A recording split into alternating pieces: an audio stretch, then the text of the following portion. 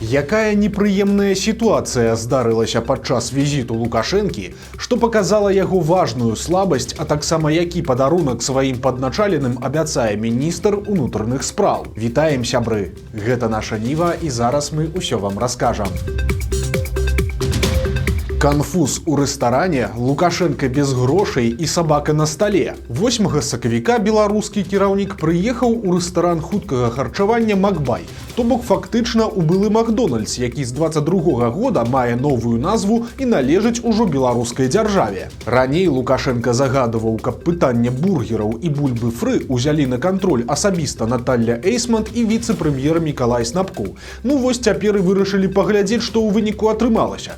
Лукашенко з вялікай дэлегацыяй чыноўнікаў, ахоўнікаў і прапагандыстаў прыехаў першы раз у жыцці з'есці бургер. Но имейте в виду, что я первый раз Я все понимаю, поэтому я бы в хотела Макдональдсе, Макбайне да. первый раз. И в ресторане в своей жизни я был, ну, может, 3 раза.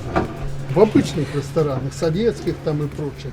Так что для меня это все удивительно. Слушайте, я поэтому очень хочу воспользоваться случаем и все это рассказать лично.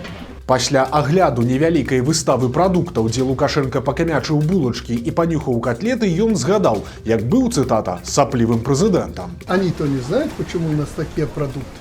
И она не знает. И ты не знаешь. А когда я был сопливым еще президентом, на 2-й год меня Господь надоумил. Я сохранил советские ГОСТы. ГОСТы. Понимаешь? Стандарт. А Россия перешла на технические условия. Затым Лукашенку павучылі, як рабіць замову з дапамогай экранаў самаабслугоўвання. Это заказ. Это место для А, заказа. это заказ? Да, это заказ. А у меня денег нет, милая моя. Короче, у меня Да, есть, я Геннадий плачу. сказал, Мы если договаривались. Если он только заплатит, то я готов тут все заказывать. Не жалей денег, Господи.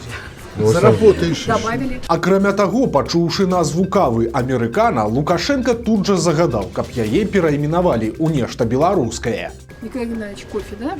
Кофе ему, да? Кофе, Да. кофе у нас какой? Лучше американо и небольшой. Добавим. Американо Заказ. надо переименовать в белорусский бренд. Да. В скобочках пока пиши американо, Кофе, когда да. привыкнут, тогда Черный кофе. да. Але ж падчас аплаты нешта пайшло не так.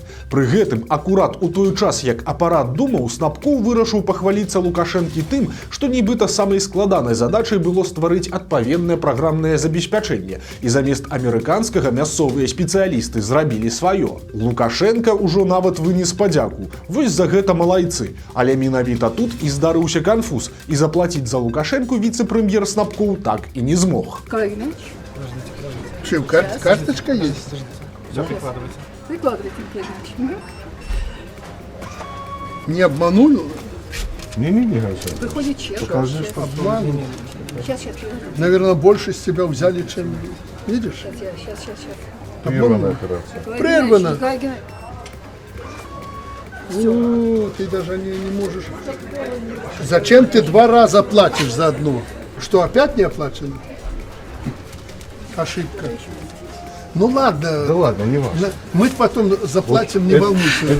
Там. Затым Лукашэнку ўсё ж выдалі той бургер, порцыю бульбы фры і курыныя наггетсы. І ўсё гэта яму вельмі спадабалася. Ну, зараза, вкусная.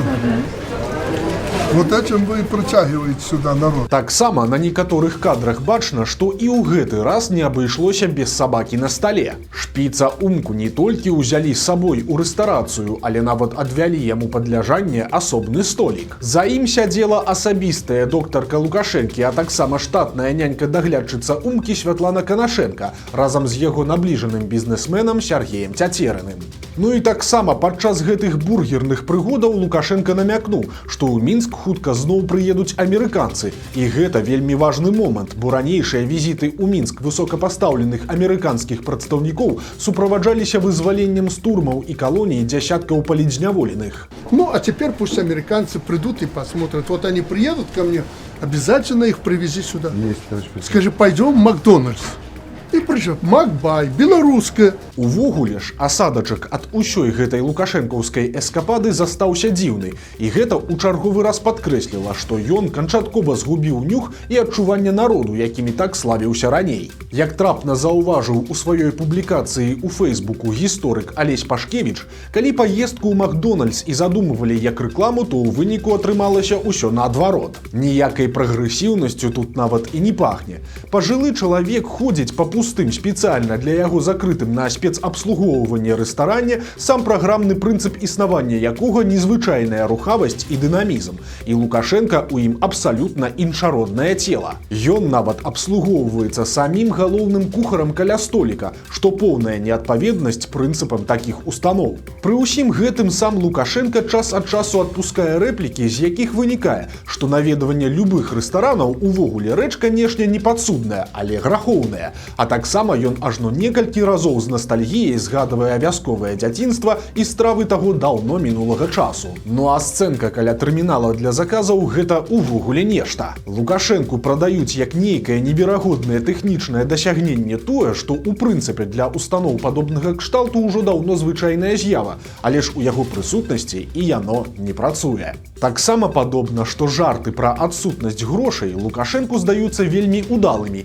і неяк набліжаюць яго да народа ды выклікаюць сімпатыю, але ж у рэчаіснасці ўсё якраз такі наадварот, бо яны толькі падкрэсліваюць, што чалавек жыве ў паралельным свеце, у якім сам ён ні за што асабіста не плаціць. Карацей, атрымліваецца такі натужны піар, ад якога і сам Лукашенка наўрад ці атрымлівае задавальненне, і які разлічаны невядома на якую аўдыторыю. Прыхільнікам гэта не трэба, бо яны яго любяць і будуць любіць зусім за іншае. Праціўнікаў такімі целарухамі на свой бок таксама не перацягнеш, а для таго, каб скарыць такімі піар-акцыямі сэрцы умоўных нейтралаў, трэба выглядаць у іх натуральна і гарманічна. У гэтай жа пастаноўцы Лукашенка выглядае выкапнем, які увесь час апелюе да савецкага досведу як да нечага перадавога і сам сябе паводзіць у Макдональдсе як у савецкай сталоўцы.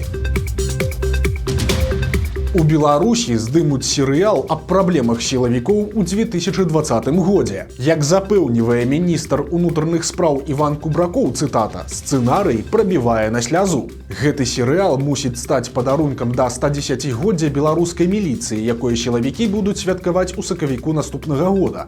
Усё той жа Кубракоў анансаваў, што будзе 3 сезоны і агулам 24 серыі. Серыял будзе называцца «Слова афіцэра» і будзе прысвечаны дынастыям беларускіх міліцыянераў, пачынаючы 41-го года і па 2020.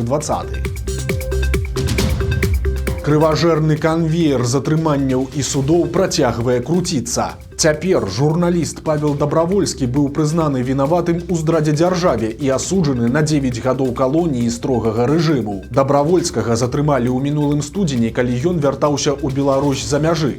Яго абвінавачанне было звязана з прафесійнай дзейнасцю журналіста падчас масавых акцый пратэсту 2020 года. Таксама стаў вядомы страшны працяг гісторыі з атрыманнямі беларускіх выдаўцоў і распаўсюднікаў кніг. КДБ абвясціў затрыманых кнігавыдаўцоў Алеся Яўдаху, Вацлава Богдановича і Змітра Коласа удзельнікамі экстрэмісцкага фармавання. У лютым па ўсіх прыйшлі сілавікі і спачатку кінулі на суткі па адміністрацыйным артыкуле, але ў выніку ўсіх траіх чакае крымінальная справа. Часам пад колы рэпрэсіўнай машыны трапляюць і верныя лукашэнкаўцы. Цяпер прапагандыстка прарасійскага спутніка Інна Грышук публічна звярнулася па дапамогу Лукашэнкі, бо яе сын паступіў у вышэйшую школу эканомікі ў Маскве, а дома на яго завялі крымінальную справу. У сваім звароце Грышук просіць выратаваць сына і падкрэслівае, што калі надышоў час выбіраць, дзе вучыцца, яны прынцыпова не разглядалі варыянты ў заходніх краінах, а паехалі ў так званую брацкую Расію. Сын Інны трапіў у пастку, бо калі ў Расіі ён перспектыўны студэнт, то на радзіме ён без 5 хвілін крымінальнік. Аказалася, што ў Беларусі на хлопца завялі крымінальную справу за ухіленне ад службы ў войску, бо для беларусаў, якія вучацца за мяжой, хай нават і ў Расіі, адтэрміноўка ад прызыву не прадугледжана. Як адрэагаваў на гэты зварот Лукашенка, пакуль невядома, але ж іншыя прапагандысты сваю калегу не пашкадавалі, а наадварот на яе накінуліся. Андрэй Мукавошчык і Рыгор Азаронак не змаўчалі і выказаліся па гэтай справе. Першы грэбліва назваў сына Грышук дэзерцірам, а другі прапанаваў кідаць вучобу і ехаць служыць у беларускім войску. Сталі вядомыя закрытыя лічбы дзяржаўных сацыялагічных апытанняў. Калі коротка, то шматгадовая усенародная падтрымка Лукашэнкі была фікцыяй, якую заўсёды добра бачыла і разумела сама ўлада. Аказалася, што ўзровень даверу ў выбарчыя гады ніколі не перавышаў 50%, а ў 2020 годзе Лукашенко дакладна ведаў, што прайграў Святлане Ціхановскай. Гэтае даследаванне апублікавала незалежная беларуская сацыялагічная група, і яго каштоўнасць у тым, што ўпершыню апублікаваныя вынікі закрытых даследаванняў, якія праводзіліся самой дзяржавай, то бок інстытутам сацыялогіі Акадэміі навук Беларусі. Там збіралі даныя пра давер Аляксандру Лукашэнку і аб узроўні яго электаральнай падтрымкі, і звычайна такая інфармацыя не трапляла ў публічны доступ. Тут важна разумець, што ў склад беларускай сацыялагічнай групы цяпер уваходзіць Геннадзь Коршунаў, які з 2018 па 2020 узначальваў інстытут сацыялогіі. Таму зразумела, што ў яго маглі застацца архіўныя звесткі установы, але перад Коршунавым, сумленным сацыёлагам, які быў вымушаны звольніцца ў верасні 2020 года, установу узначальвалі кадэбіст Георгій Явелькін і зацяты камуніст Ігор Катляроў. Нельга выключаць, што яны маглі карэктаваць вынікі даследаванняў у больш выгадны для ўладаў бок. Але калі вынікі такіх апытанняў не публікаваліся, то лукашэнкаўцы маглі быць зацікаўленыя ў атрыманні больш-менш рэалістычнага выніку, хай і з улікам узроўню страху ў грамадстве. Дык вось, пяройдзем да лічбаў. У 2001 годзе Цэнтр выбаркам намаляваў Лукашэнку 76%, а у адзінага кандыдата ад апазіцыі Уладзіміра Ганчарыка было 16. Падчас апытання Інстытута сацыялогіі 45% рэспандэнтаў сказалі, што прагаласавалі за Лукашэнку, і толькі 11 за Ганчарыка. Але тут адметна, што амаль палова апытаных увогуле ухіліліся ад адказаў. Перад выбарамі 2006 года нават дзяржаўныя апытанні зафіксавалі, што давер да Лукашэнкі складаў усяго толькі 50%. Пасля галасавання афіцыйныя падлікі Цэнтр выбаркама былі такімі: у Лукашэнкі 83%, у Млінкевіча 6%, а у Казуліна 2%. Але вось апытанне Інстытута сацыялогіі давала іншыя вынікі па галасах на выбарах. Лукашенко 63%, Мілінкевіч 6%, а Казулін 1%. Падрабязныя даныя за 2010 год ёсць толькі ў даследаванні прафесара Олега Манаева, аднак даверу яму няма ніякага, таму і аналізаваць гэтыя звесткі няма сэнсу. А вось узровень даверу Лукашэнку па падліках Інстытута сацыялогіі ў 2010 годзе складаў усяго толькі 38%. Тут цікава, што праз год, у 2011 годзе, на фоне эканамічнага крызісу ён апусціўся яшчэ ніжэй, да 34%. У 2015 годзе ўзровень даверу Лукашэнку таксама быў невялікім, толькі 42%, а вось падчас дзяржаўнага апытання наконт таго, за каго прагаласавалі грамадзяне, былі зафіксаваныя незвычайныя вынікі. За Лукашэнку збіраліся галасаваць 45%, астатнія кандыдаты, уключна з Тацянай Караткевіч, мелі падтрымку на ўзроўні статыстычнай памылкі, ніжэй за 1%. Але ажно 52% адмовіліся адказваць на пытанні сацыёлагаў. У выніку Цэнтр выбаркам намаляваў Лукашэнку 84%. Ну і самае цікавае. У 2020 годзе нават паводле вынікаў дзяржаўнага апытання за Аляксандра Лукашэнку прагаласавалі ўсяго толькі 21% беларусаў, а за Святлану Ціхановскую 33%. 11% заявілі, што не галасавалі, а яшчэ 26% не захацелі адказваць на пытанні сацыёлагаў. Тым часам афіцыйна Лукашэнку намалявалі 80%, а Ціхановскай усяго 10%.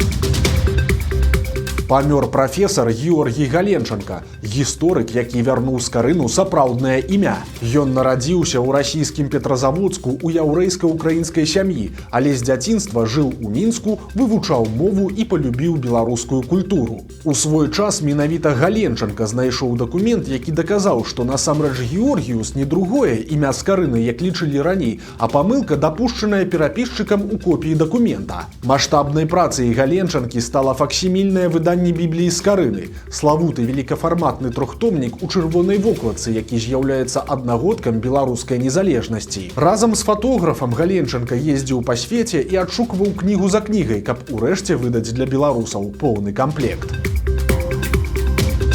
7 сакавіка ў Мінску прайшло развітанне з народным паэтам Беларусі, аўтарам цяперашняга дзяржаўнага гімна Уладзімірам Карызнам. Як мы і прадказвалі, Лукашенко адправіў туды сваіх чыноўнікаў, але сам не паехаў. Спачуванні ад яго імя зачытаў міністр інфармацыі Маркаў, а таксама ад Лукашэнкі перадалі вянок. Сярод тых, хто прыйшоў на цырымонію развітання, была намесніца прэм'ер-міністра Наталья Пяткевіч, старшыня Саюза пісьменнікаў Беларусі Алесь Карлюкевіч, а таксама дэпутат і дырэктар Нацыянальнай бібліятэкі Вадзім Гігін. Кранальная гісторыя, якую напісала прырода. Самка жураўля зімавала пад маладзечнам, каб не кідаць самца. Яшчэ птушанём журавель з пашкоджаным крылом трапіў да мясцовага жыхара. Той яго падлячыў і пакінуў жыць на падворку, бо лятаць птушка больш не магла. 2 гады таму, калі пралятала чарада суродзічаў, журавель вітаў іх крыкамі, і адна з птушак спусцілася да яго. У выніку яна засталася, і разам пара праводзіла шмат часу, але ўвосень 24-го года новая сяброўка далучылася да вялікай чарады і паляцела ў вырай. Сёлета ж самка засталася зімаваць са сваім абраннікам. Можа быць, дарэчы, пасля і пашкадавала, бо зіма была вельмі марознай. Ну а цяпер, калі на падворак завітала чарада з 12 жураўлёў, гаспадар баяўся, што сяброўка яго падапечнага зляціць разам з імі. Але птушкі ў выніку паперакрыкваліся, паляцелі далей, а парачка засталася разам. Вось такія навіны панядзелка. Подписывайтеся на канал, ставьте лайки альбо дизлайки и выказывайте заўвагі ў каментарах. И, конечно, читайте нашу Ниву, глядите нашу Ниву и любите Беларусь. До сустрэчы заўтра.